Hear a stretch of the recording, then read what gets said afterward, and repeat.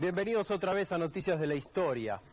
Podría decirse que la ciudad de Buenos Aires moderna empieza con la apertura de la Avenida de Mayo, que representa un importante cambio arquitectónico, pero además un nuevo punto de encuentro, de sociabilidad para la ciudad de Buenos Aires. Esta avenida y el barrio de Montserrat son el símbolo de la inmigración española en Buenos Aires. Esta es la propuesta de hoy en Noticias de la Historia.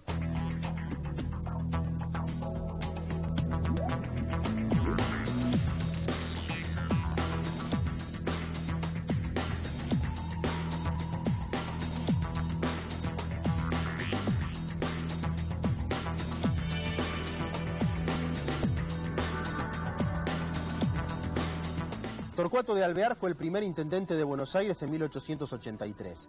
Se dedica a modernizar la ciudad, manda a demoler la tradicional recoba que separaba en dos la actual Plaza de Mayo, hace ochavas, encauza arroyos y planea la apertura de una avenida moderna como las de París. Era la traducción urbanística y arquitectónica de los cambios políticos de los 80. ¿Por qué los gobernantes, cuál era el contexto de época que justificaba pasar de una ciudad-aldea a una metrópolis con la apertura de grandes avenidas, diagonales? Primero que vos hablaste de los gobernantes, ¿no? No está claro que los gobernantes quisieran efectivamente una metrópolis. Yo y con otra gente compartimos la idea de que en realidad Buenos Aires, los gobernantes la pensaban más como una especie de Washington más Boston, digamos. O sea, Washington, si querés, Washington con el puerto de Nueva York, digamos. Pero, ¿por qué Washington? Washington era una ciudad, todo el mundo sabe, el poder ejecutivo radica en Washington, no en Nueva York. Entonces, y Washington se consideró como una ciudad pequeña, digamos, como una ciudad acotada. Entonces, para muchos de nosotros, realmente Buenos Aires, los gobernantes la pensaban como una ciudad pequeña, y después, con su puerto, y después la realidad lo desbordó, digamos, fue totalmente distinta de lo que se había pensado. Cuando la ciudad entonces empieza a reconocerse como tal, a tener que presentarse con cara de metrópolis, además tiene que empieza a construir este tipo de grandes emprendimientos urbanos, ¿no? Y esto también ocurre digamos en los 80 y diría yo que lo más representativo en ese momento es el trazado de la Avenida de Mayo, ¿no? Que fue la avenida, digamos, ¿no? La Avenida de Mayo define como pocos lugares de la ciudad de Buenos Aires la relación de los argentinos con los españoles. Con su apertura, el más perjudicado fue el Cabildo, que perdió a 3 de sus 5 arcos de la izquierda. La famosa avenida, el Gran Boulevard, quedó inaugurada el 9 de julio de 1894. Era presidente don Luis Sáenz Peña y desde entonces se ha convertido en un eje simbólico de la ciudad y de la relación con España. En esta foto vemos al Cabildo en 1870, sin la Avenida de Mayo y con todavía sus 5 arcos a cada lado. El Congreso sanciona en 1884 una ley que autoriza la apertura de la avenida, desde Entre Ríos hasta la Plaza de Mayo y cortando varias manzanas entre la calle Victoria, hoy Irigoyen, y Rivadavia. El ancho de la avenida se fija en 30 metros y los edificios debían tener entre 20 y 24 metros de alto.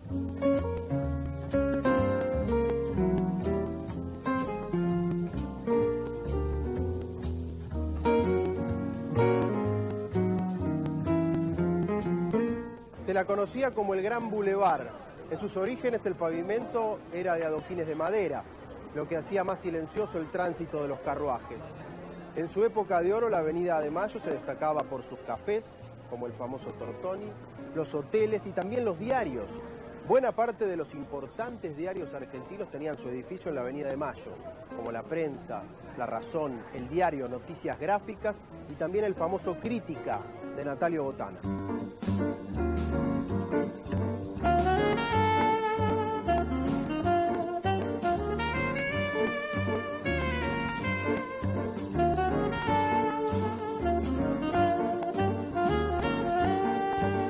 La Avenida de Mayo y el barrio de Montserrat se caracterizan por su espíritu hispánico.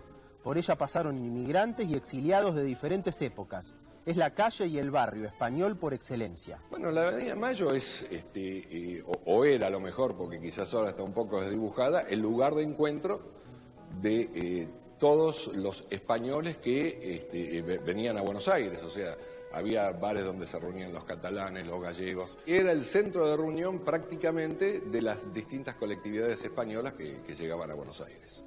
En el caso de españoles es bastante natural, dado que ya existe una migración importante a fin de la época colonial, digamos así, ¿no? A fines del siglo XVIII, hasta la Revolución de Independencia, ¿no? Cuando se crea el virreinato, cuando hay toda una expansión importante económica en la zona litoral, vienen bastantes españoles, sobre todo del norte, ¿no?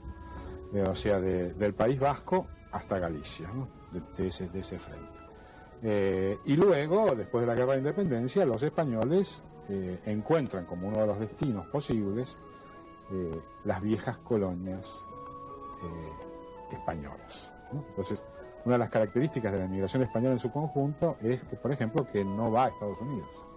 O sea, los españoles son los únicos, junto con los portugueses, ¿no?, de toda Europa cuyo destino principal no es los Estados Unidos, y no lo es porque en gran medida tienen canales, vínculos, en algunos casos muy antiguos, con las colonias hispanoamericanas.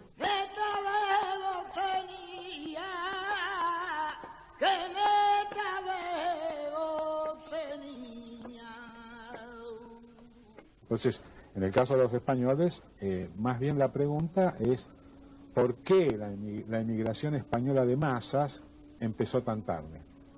Porque es la más vieja, pero recién va a superar a la italiana a partir de 1900. O sea, es una emigración tardía,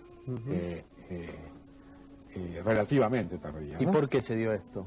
Bueno, porque en parte, primero, una parte de los españoles iba a Cuba, que era parte del Imperio Español, hasta muy tarde.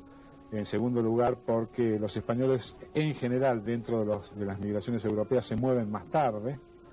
De alguna medida, la situación de la economía española es una situación bastante protegida, bastante inmóvil, estable, y eso no generaba grandes flujos migratorios hacia el exterior, sobre todo flujos de campesinos, digamos así. Pero cuando arrancan con mucha fuerza, y esto es a fin del siglo XIX, para convertirse hacia, digamos, el momento del centenario, en el grupo más importante. Los inmigrantes llegaban al país y rápidamente fundaban sus propias asociaciones, un poco para defender, para preservar su cultura, otro poco para ayudar a los recién llegados a insertarse en la sociedad argentina. El Casal de Cataluña data de 1886 y aún hoy está en la calle Chacabuco. El Casal obviamente era el centro de acogida de esas migraciones, es decir, desde aquí se ayudaba al recién llegado a insertarse en la sociedad argentina, concretamente en Buenos Aires. Normalmente pues le ayudaba a conseguir trabajo, a conseguir vivienda y a ubicarse socialmente, ¿no? A finales del siglo XIX hay una corriente migratoria importante de gente que no quería de alguna manera hacer el servicio militar o someterse al tipo de leyes centralistas que había en aquel momento en España, y al mismo tiempo también buscando futuro en un país, en un continente nuevo. Y posteriormente, con motivo de la Guerra Civil Española, se produce otro flujo importante de migrantes, formado primero por gente que huía de la guerra, durante la guerra gente que escapaba, después una corriente de exiliados, y posteriormente, sobre los años 50, quizá la última corriente importante migratoria que recibimos, que es la del exilio económico de una España complicada y con hambre casi, ¿no?, y con muy pocas posibilidades. Los catalanes fueron una colonia española importante. Hoy hay unos 7.000 en Buenos Aires y unos 15.000 en toda la Argentina. En el Casal de Cataluña se estudia catalán y se pueden comer platos catalanes. Aquí vemos el escudo heráldico de Cataluña y la imagen del patrón.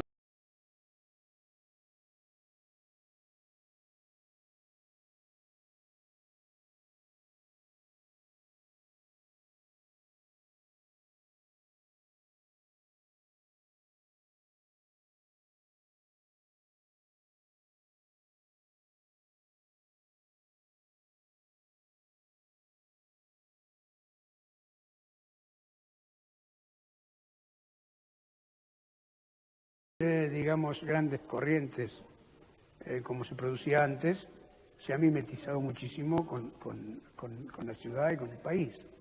Es decir, los hijos de nuestros hijos ya, de hecho, son argentinos y obviamente si bien participan de todas nuestras cosas y sienten nuestra cultura como propia, porque de una u otra forma están también muy vinculados con Cataluña, hemos tenido que reconvertir la orientación de la entidad como pasar de ser de un centro de acogida de la migración a ser un centro cultural de difusión de la cultura catalana en nuestro caso.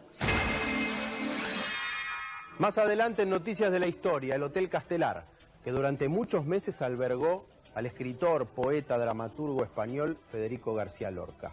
Y además el Teatro Avenida, la Catedral de la Zarzuela. Seguimos descubriendo en Noticias de la Historia la íntima relación entre la Avenida de Mayo y los españoles. Ya venimos.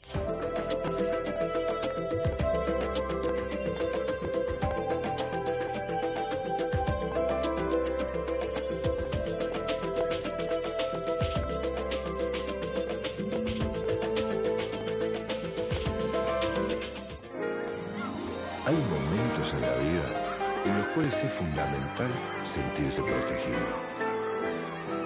Circunstancias en las cuales es muy importante sentirse acompañado. Es como estar en la caja. Te sentís mejor.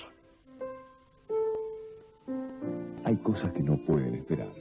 Por eso PAMI creó el Plan Nacional de Emergencia de Cirugías de Cataratas, que benefició a más de 22.000 afiliados y entregó más de 200.000 anteojos en el último año. Todo lo que hacemos está ante los ojos de nuestros afiliados.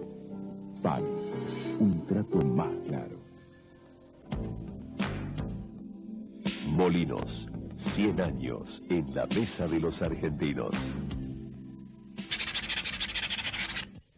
La provincia que más creció en los últimos años tiene todo lo necesario para que sus inversiones también crezcan. Si piensa en invertir, invierta en Neuquén.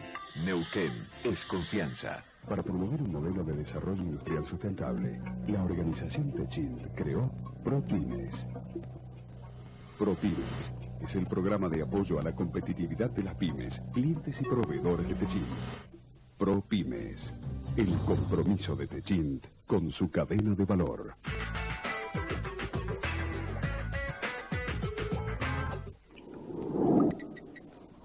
Más y mejores espacios públicos. Más iluminación, más cestos, más plazas recuperadas, más paseos, pasajes peatonales en la ciudad. Buenos Aires me gusta más. Vivo mi ciudad. Si buscas un seguro sólido como el suelo que pisás, elegí el suelo que pisás. Nación Seguros. En seguros de retiro y seguros de vida, solo el banco de tu país puede darte un respaldo para siempre. No estás viendo una película del futuro. Estás viendo una película del presente. Y sucede en las aduanas de Argentina. Gracias a la tecnología de la AFIP, nuestro país se suma a las 24 naciones del mundo que ya calificaron como aduana segura, a partir de la incorporación de escáneres que garantizan competitividad para nuestras exportaciones y seguridad en las importaciones, además de un sistema de seguimiento satelital para que las cargas que ingresan al país transiten seguras hasta su destino final. Argentina ya tiene aduana segura. AFIP, por una nueva cultura tributaria.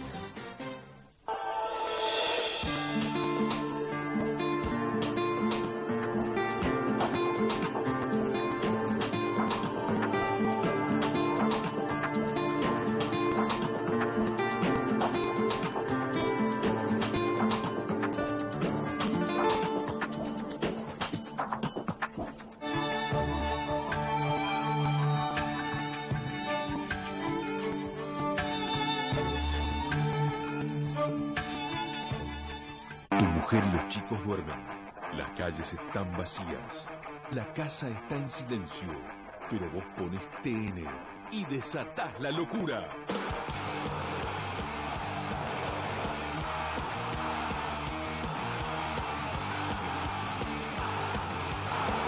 Reviví la fecha en TN Deportivo. Este domingo a la medianoche. Este fin de semana en la mejor publicidad del mundo, el nuevo look de Dolores Fonsi. La actriz cambió su imagen para realizar una campaña. Te contamos cómo funciona el laboratorio de ideas que genera la creatividad más exitosa. En el aviso, en el recuerdo, Susana Jiménez en un comercial de hace 40 años. Y como siempre, los comerciales internacionales más premiados. La mejor publicidad del mundo. Domingo 23:30 por TN.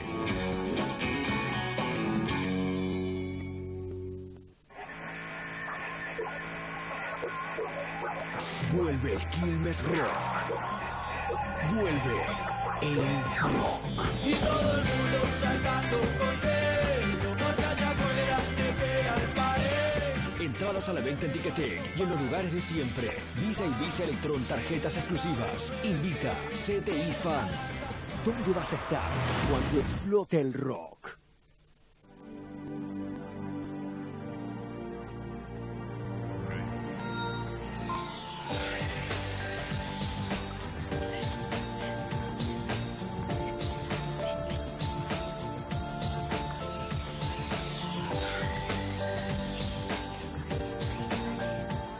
En 1908 se levanta el Teatro de la Avenida, de gran repercusión en la época. Aquí descollaron, entre otros, Lola Membrives, Margarita Xirgu y las obras del gran Federico García Lorca. Con el correr del tiempo se fue convirtiendo en el templo, en la Catedral de la Zarzuela en Buenos Aires.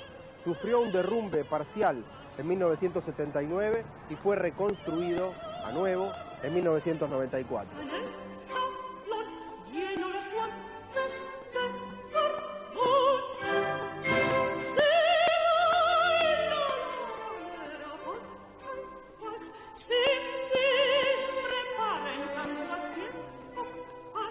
El Teatro Avenida se inaugura el 3 de octubre de 1908.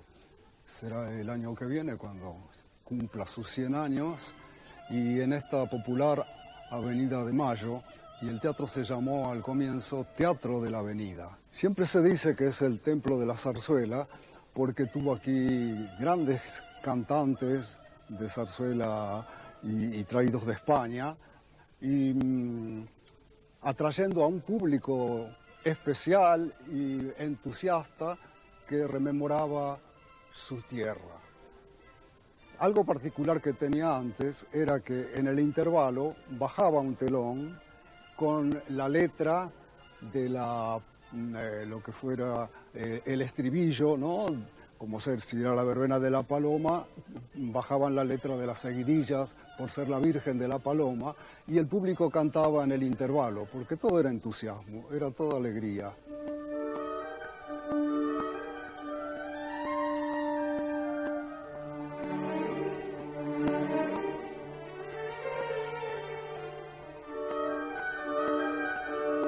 Otro hito muy especial fue la llegada de Federico García Lorca el 13 de octubre de 1933, invitado por Lola Membrives, que ya había estrenado en el Teatro Maipo Bodas de Sangre, el drama de Federico García Lorca, y en este teatro tuvo un gran éxito, que pensar que venía por pocas semanas, se quedó en Buenos Aires, pasando solamente 15 días en Montevideo, hasta fines de marzo del 34.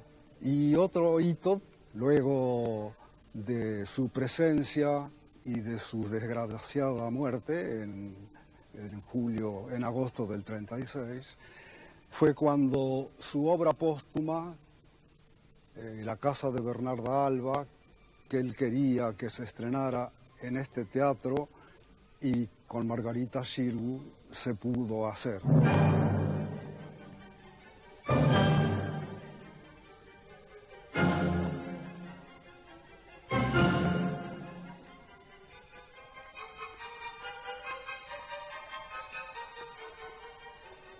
Los españoles, en primer lugar, el distrito en el cual los españoles son más numerosos en la ciudad de Buenos Aires es el distrito de Montserrat.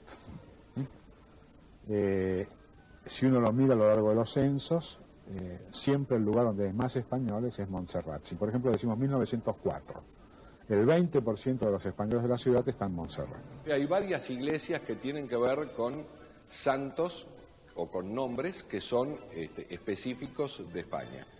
Y aparte que esta zona, bueno, era, si hablamos de los que vinieron a principios del siglo pasado, era una de las buenas zonas.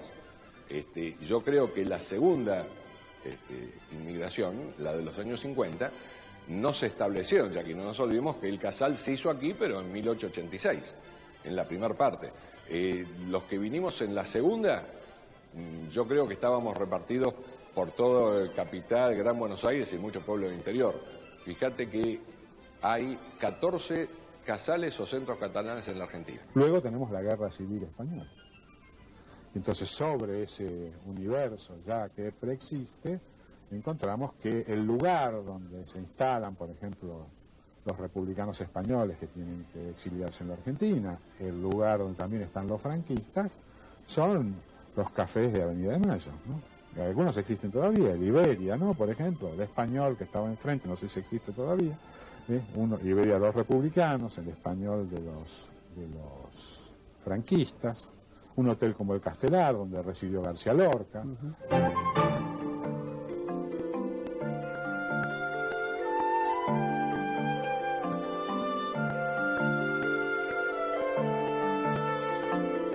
Hay una diferencia entre italianos y españoles. La Boca deja de ser bastante pronto el barrio principal de los italianos. Es el barrio típico de los italianos. Pero que sea típico no quiere decir que lo más importante de la vida italiana pase en la Boca.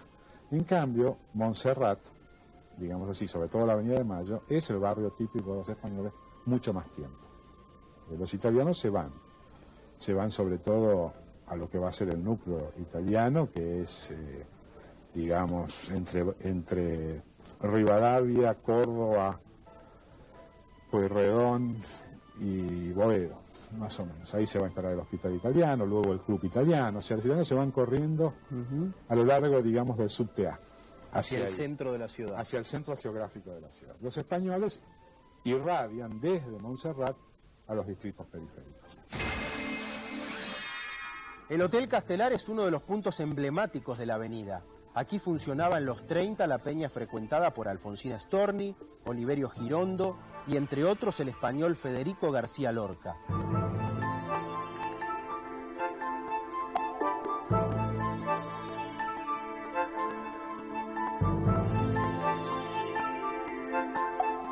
Poco antes de ser asesinado en Granada en 1936, Federico García Lorca pasó una larga estadía en Buenos Aires. Entre octubre del 33 y abril del 34 paró en este hotel, el Castelar, y en esta habitación, la 704.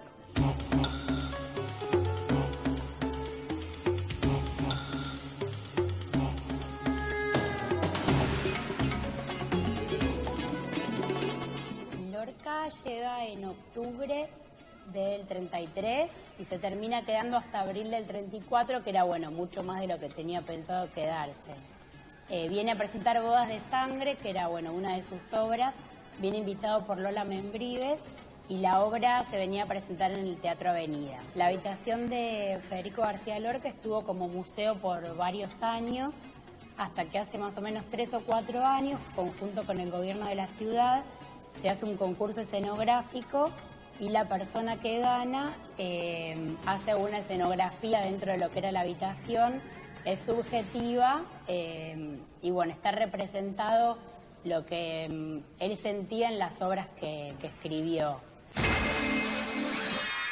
En el Gran Hotel España, al 900 de la Avenida de Mayo, pararon célebres visitantes españoles, como José Ortega y Gasset, la cantante María Barrientos o el escritor Ramón del Valle Inclán. Las dos corrientes de inmigración más importantes que tuvo la Argentina fueron la italiana y la española. La primera, especialmente los genoveses, se afincaron en la zona de la Boca porque sus tareas tenían que ver con el agua y con el río. Pero los españoles se situaron especialmente en el barrio de Montserrat y más que nada en los alrededores y en la Avenida de Mayo, donde indudablemente han dejado su huella. Hasta la próxima semana con más noticias de la historia.